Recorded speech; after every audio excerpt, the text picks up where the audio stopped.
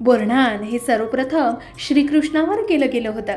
बोरन्हाण म्हणजे मकर संक्रांतीच्या काळात साधारणपणे संक्रांती ते रथसप्तमीपर्यंत 5 वर्षापर्यंतच्या लहान मुलांचा एक कौतुक सोहळा असून ही एक पारंपरिक प्रथाच आहे. पौराणिक मान्यतेनुसार एक राक्षस होता करी नावाचा.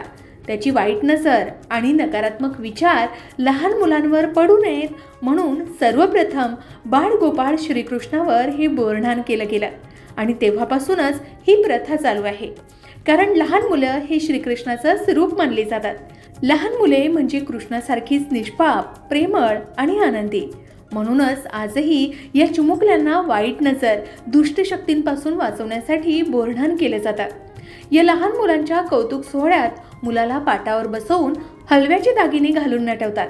मग डोक्यावरून बोरं, उसाचे तुकडे, भुईमुंगाच्या शेंगा, तिळगुळ, मुरमुरे, हरभरे, चॉकलेट, बिस्किट, गोळ्या या सगळ्यांचा वर्षाव करतात आणि आजूबाजूंची मुलं ही सर्व पदार्थ मजेत लुटतात. याला बोर लूट असंही म्हणतात. खरं तर हे सर्व थंडी संपून उबदार ऋतू सुरू होताना मुलांच्या शरीराला तयार करतात.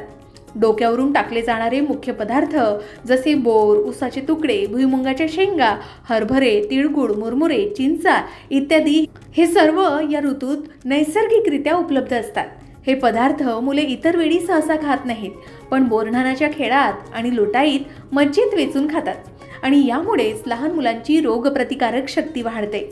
या विधीमध्ये मुलांना काळे कपडे आणि हलव्याचे दागिने सुद्धा घालतात आणि औक्षवणही करतात, ज्यामुळे सौभाग्य आणि समृद्धी वाढते असं मानलं जातं. मग तुमच्या घरात यंदा बोरन्हाण आहे का?